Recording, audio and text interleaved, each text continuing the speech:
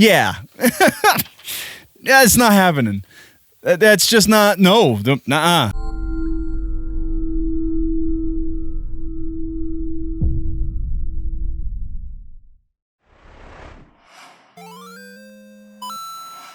Hello, Big Show nerds. I am Dustin, as always, right here on the Nerd News Headlines, bringing you all of the relevant things in pop culture to talk about.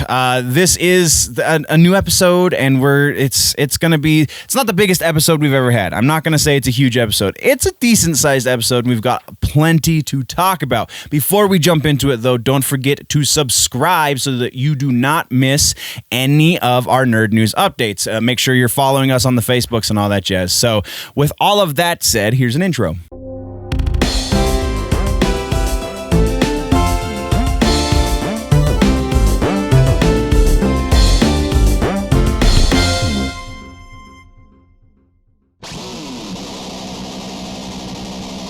TV streaming, we have a fair amount of stuff to talk about, though most of that is follow-ups. So we're going to start there. Follow-ups, our first follow-up has to do with Picard. Season 2 is currently in production, so they have begun primary photography for the second season of Picard, kind of flying in the face of some of the rumors that have been floating around out there.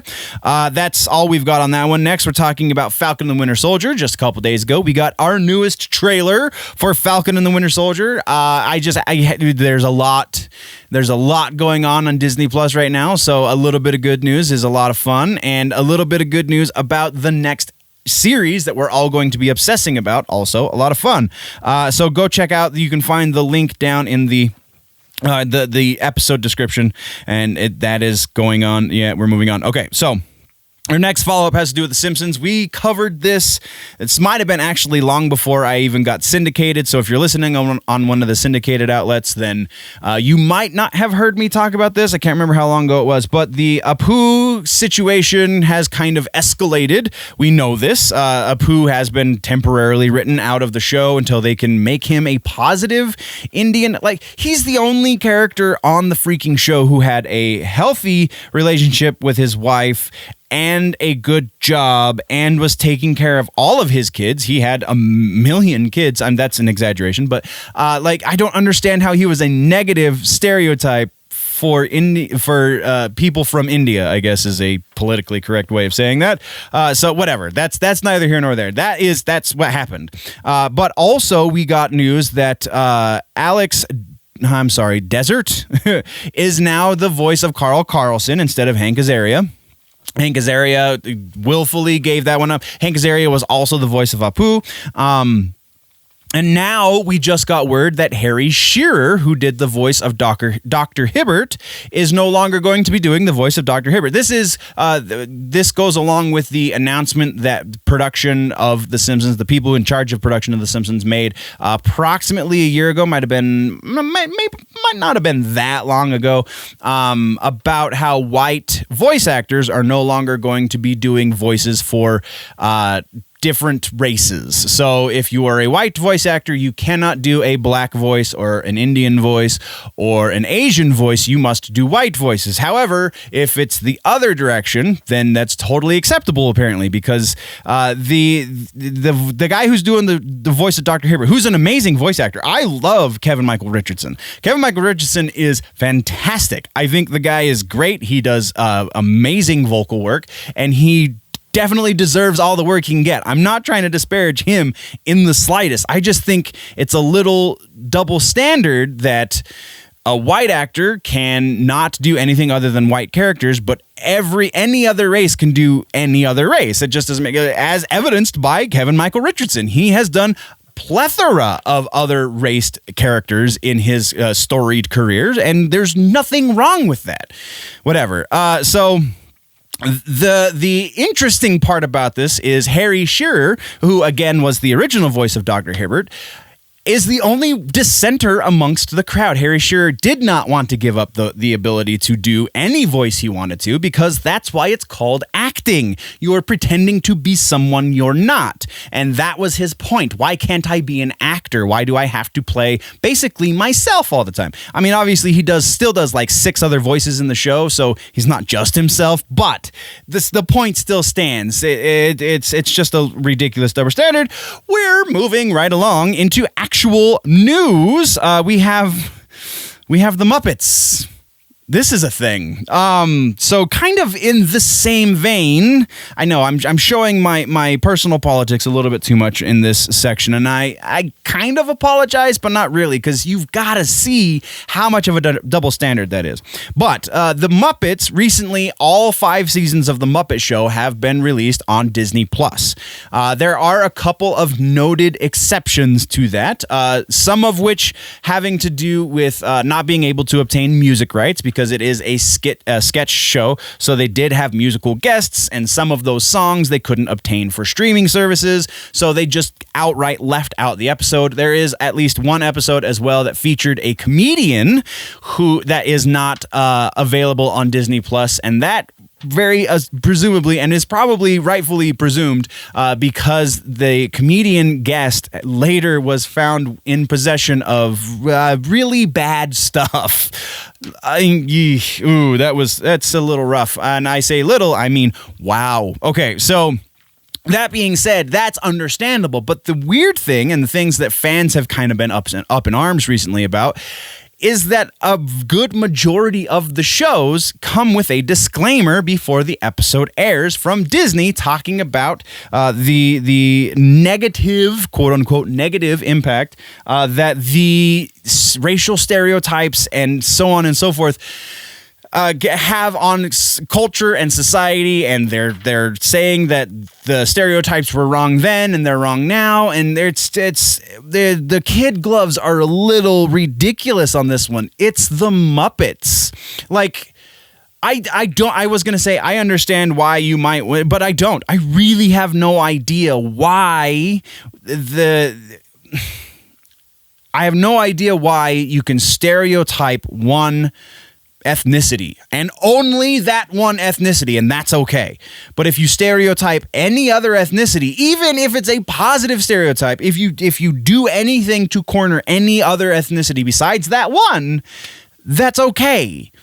And that doesn't require a warning. I don't think it should require a warning at all, because it is so tame. It's not deflammatory. They're not speaking negatively about any of these people. There's really no negative light aside from a couple of stereotypical sounding things, or maybe a stereotypical looking thing. But by and large, if you're a Muppet, you are accepted in the entire Muppet community. I don't get this. I don't understand. There is maybe a very minor argument to be made with maybe some of the one specific episode having Johnny Cash as the musical guest, in which there is a rebel flag scene behind him during the performance. Yeah, okay, I can kind of understand that. There's a discussion to be had there. It should not be just banned outright, which it wasn't, so credit to them. But this is just such a weird. It's the Muppets, guys. The Muppets. It's educational. It's entertaining small children. You have to paint with broad strokes to entertain small children, or they don't understand. Okay, so that's what we have for TV streaming. I'm not gonna spend too much more time here because we're moving on. Let's talk movies. So we have a couple of follow-ups here. We have a Flashpoint follow-up. This is a casting announcement. Sasha Calle from The Young and the Restless has been cast as Supergirl for the Flashpoint movie. There is some rumors surrounding this casting we'll get to in the rumor mill. But interesting that they didn't go with Melissa Ben Yost, I think. They didn't go with her, so that I'm sure you can already guess what the rumors are based on that. But interesting. I'm not familiar with Sasha Calle's work. We'll see how it goes. Moving on, we have the actual update to that Train to Busan piece that we talked about in the breaking news section for the last episode. The Train to Busan, Timo, I am really going to butcher this last name, but I'm going to give it a shot. Tahanto. maybe, has been attached to direct the American version, the American adaptation of the story that is told in the, I believe it's Korean or Japanese, I'm pretty sure South Korean, Train to Busan. Epic, amazing zombie movie. If you like zombie stuff, this is like the new bar set as far as quality goes in zombie movies. And they're making an American version of it. It bodes well that it's not an American director. I'm really interested to see what's going on here. I'm not going to spend any more time here, though. We're moving on. Now we're into news, and we have something amazing just happened. Edgar Wright is doing an adaptation of The Running Man. It is not a reboot. They've been very specific to say that this is not a reboot or anything that has to do with the Arnold Schwarzenegger movie that came out in the 80s. This is a readaptation of the Stephen King novel. So it's going to be closer to that than to the Schwarzenegger movie. And Edgar Wright is directing. So yes. On top of that, he's also co-writing the script. Co-writing with, Michael Bacall is his co-script writer. This is just too huge to ignore. Edgar Wright, new movie, and it's Running Man. Anyway, moving on. Our last piece is a little bit more meta for movies, and this has to do with movie theaters. I guess I probably could have put this in follow-ups, but it's a little big. So, as of March 5th, all movie theaters are going to be allowed to reopen in New York. New York, I couldn't tell if it was specifically New York City or the entire state, but this is pretty huge because we have 3 pretty big movies launching on the 5th of March. That's Raya the Last Dragon, Chaos Walking, which is the new Tom Holland and Daisy Ridley movie, as well as the sequel to Coming to America, Coming to, as in the number 2, America. That's epic. It's granted it is going to be a slow rollout because they are going to be limited to 25% capacity or 100 people per theater at any given time. So that includes theater workers too, I would imagine. This is going to make the biggest difference in box office because a lot of the American box office is dependent on New York and California. So if New York opens, then we are at least going to see a better box office turnout for everything.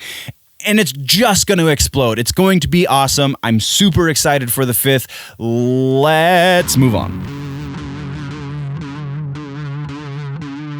It's the rumor mill, baby. So we have rumors to get to. Not a whole lot, but we do have one refutation before we get to them. The Snyder Cut is in our refutation section, and that is because Ryan Reynolds has come out very recently and said, I know you guys want me to be Hal Jordan again for some reason, but it's not me. There was an announcement that was made very recently that said that there is going to be a superhero reveal at the end of Zack Snyder's version of the Justice League that is going to be epic and is going to blow hardcore fans' minds. So everybody was like, see, Ryan Reynolds is going to be in the movie. And then Ryan Reynolds was like, no, I've got a bunch of other stuff going on, but thanks for the vote of confidence, I guess. So yeah, no Ryan Reynolds, maybe another Green Lantern, maybe somebody played by somebody else is going to be a Green Lantern, and it's going to be equally as amazing, but it's not going to be Ryan Reynolds. So we're moving on. First rumor in this section is one that is going to get shot down very, very soon, I would imagine. So let's get into it. Fantastic Four. Sue Storm is now being rumored to be cast as none other than Jennifer Lawrence. Yeah. It's not happening. That's just not, no, Jennifer Lawrence does not want to be associated with the Marvel properties anymore. She didn't like her time as Mystique. Kevin Feige doesn't want to hire any of those actors who were already part of the Fox Marvel universe. There's so many reasons to not believe this. Like that, those are just the biggest ones, the most relevant ones. So percentage that this is a valid rumor, I can confidently say 0% validity to this rumor. 0. Jennifer Lawrence is not going to be Sue Storm. I don't know who is going to be Sue Storm. I just know it's not going to be her. Next, we're talking about Joker. Not a sequel to the Joaquin Phoenix movie, but a new movie is rumored to be in the works with Jared Leto. and Zack Snyder helming the movie. Presumably, according to the rumor, they have been talking on the set, or they were talking at least, on the set of the Zack Snyder Justice League. And so they started early ideas for a movie, maybe. And then the leaker was pressed by the person interviewing them, and the leaker was like, or it could be a series or a comic book. It totally might be a comic book. Which the lack of intestinal fortitude with the person who leaked this information definitely should show you that there is no confidence in this happening for multiple reasons. Leto has said he doesn't want to come back to the DCEU. Snyder has said he's not coming back to the DCEU. And in order for them to make this an HBO Max series, they would need to bring in Ben Affleck. And while there are a bunch of rumors around Ben Affleck coming to HBO Max for this purpose, nothing is concrete. There is absolutely no reason to believe this. There is a very, very, very slim edge of wiggle room, so we're going to put this one at 5% likely, 5% validity that this is an actual thing that could happen, but I really, really don't believe this at all. Next, we're moving over to Kick-Ass. This one, though, has a little bit of validity. So Kick-Ass, though, we'll get into it. There is rumors that there is a third movie in the works. It is not going to be a Lego sequel or a reboot, but an actual third movie with Chloe Grace Moretz and what was the dude's name? Aaron Taylor Johnson. Sorry, brain fart. Aaron Taylor Johnson, Chloe Grace Moretz coming back. It's going to be titled Kick-Ass versus Hit Girl because they're going to be battling for some reason. Let's get to the validity of this. I feel like there is a possibility for something like this to happen. I feel like it is a super, super, super slim possibility. So there is a sliver of validity to this, but Chloe Grace, I'm sorry, their names are both such a mouthful. Chloe Grace Moretz is much older than she was when she did the second movie. Also, Aaron Taylor Johnson. Neither of them are super busy right now. I haven't seen anything on their production slates in the near future. So they could that again lends to that sliver of possibility, but. There's too much shady going on here, and there's also the word that we're getting a different Kick-Ass movie. There's been no definitive canceling of the new Kick-Ass, the reboot Kick-Ass, so there's just a lot working against this. There is a possibility it happens. There is the slim possibility that they kind of stretch this into something. Christopher Mintz-Plasse even was brought into the rumor at one point, so I'll put this about 20% validity. There is a pretty small, it's not the smallest obviously, but small reason to believe that this might happen. There's just too many reasons to believe that it won't happen. Next, we're talking about Konami. So we've had a number of Konami rumors for video games over the last couple of weeks. This one now is saying that not only are they working on a Silent Hill that they have farmed out to a different company to produce, but they are also going to be farming out Metal Gear and Castlevania. This is rumor based on rumor because it does hinge on the idea that you believe that they're doing the Silent Hill thing. There is no other reason to believe that they're going to be doing anything with Castlevania or Metal Gear. This is from a pretty solid source, but again, not all sources are right all of the time. I'm giving this one approximately the same thing we gave the last one, 20% validity to this rumor. Until we get word of one of these three games, we cannot believe anything about the other two either. There you go. Next, we're going to our final rumor, and that has to do with Flashpoint. Remember, we talked in the movie section about, what's her name? Callie. I apologize. I lost it. There we go. Sasha Calle.